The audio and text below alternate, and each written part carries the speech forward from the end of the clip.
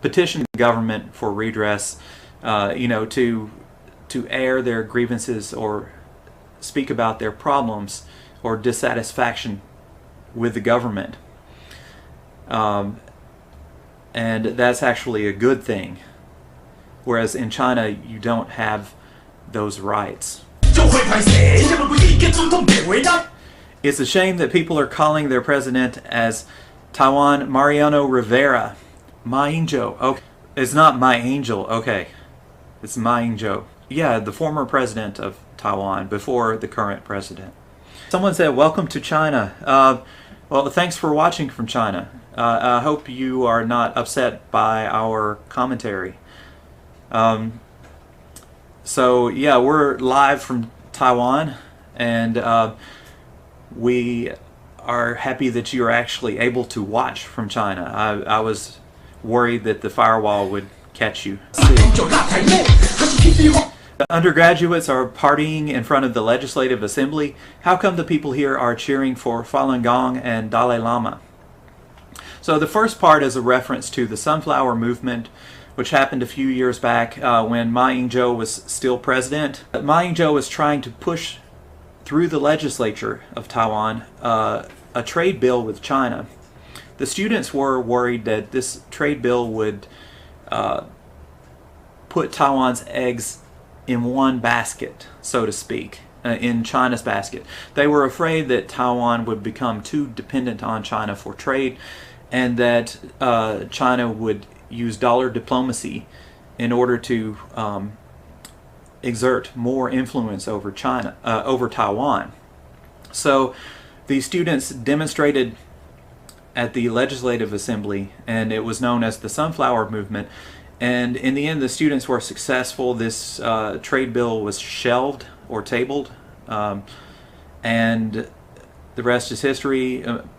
The KMT lost the next presidential election, and Tsai Ing-wen has wisely instituted a policy of divestment and also diversity in Taiwan's investments overseas. Of course, Falun Gong and the Dalai Lama are enemies of the Chinese Communist Party. I taught adult students at the time English, and some of my adult students claimed that they were going to that rally.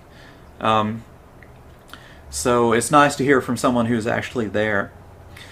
Someone pointed out that you need a VPN in China to use YouTube. Yes, I had the misfortune of having a layover in China once, and I tried to use American social media platforms to communicate with my family and was not successful. I was unable to use Facebook and Google to communicate with my parents. So yes, you do need a VPN in China to use Facebook and YouTube.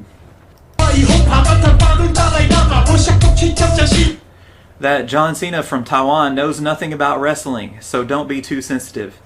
So there was a big ado about John Cena not too long ago. He mentioned Taiwan as a country, and he was maybe forced to apologize in Mandarin Chinese to the Chinese people for calling Taiwan a country. Of course, John Cena is a wrestler.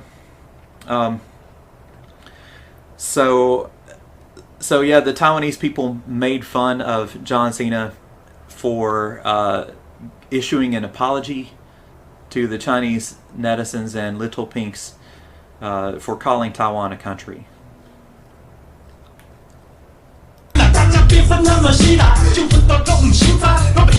The government is too lazy to monitor the quality of their hip-hop singers. So again, this is making fun of the level of censorship in China, and the fact that they pretty much filter everything that their artists and singers do over there. And if you don't toe the party line, then you will be disappeared, or your accounts will disappear from Chinese social media. You will become persona non grata in Chinese culture.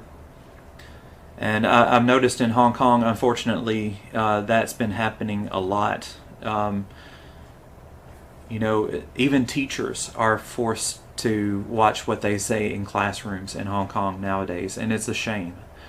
I'm really sad to hear that. Worst of all, they even allow Dwagi and Namewee to present us with this rubbish. So rubbish is another term for BS or garbage. And so he's poking fun at himself.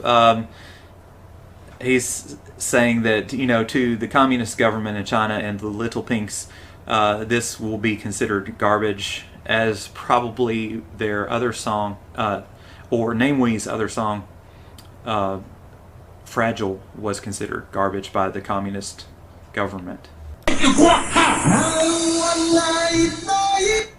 There are plenty of ghosts living on our ghost island. Okay, a way of being humorous. They are used to betrayal with benefits, greedy and selfish. And I can say nothing is further from the truth of Taiwanese people. For the most part, they are very generous and kind. Until they're behind the wheel of a car. But that's another story I'll talk about another time. Again, he's poking fun of communist China and the Little Pink's viewpoint that allowing free speech is nourishing a viper in your bosom.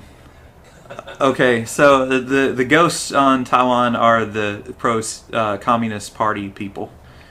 And there are a few of those. They're in the vast minority in Taiwan. You can't build a house without a proper foundation. That's a generic saying, of course, meaning that you have to start at the root of society to build a proper foundation for society.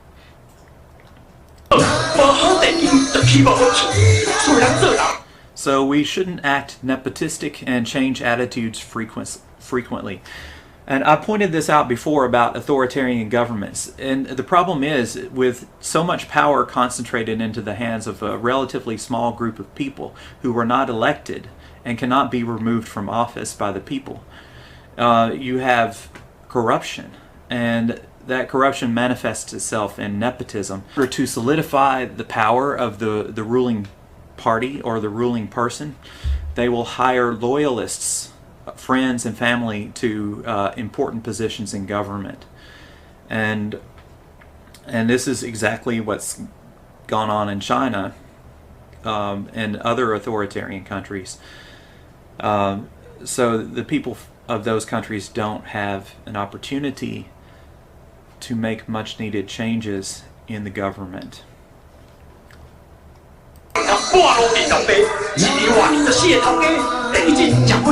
Do remember to be grateful for favors received.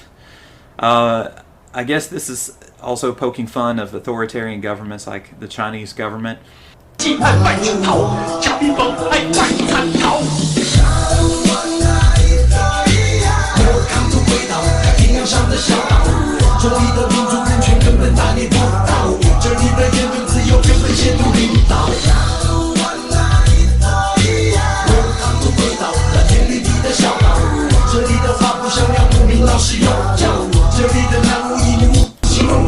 I'm not kidding, everyone here is really ungrateful, which is very not true. The people here are very grateful for democracy. And I think they've shown that in the last couple of elections. They have shown that they favor democracy and that they have gotten the message that China has sent in what they say.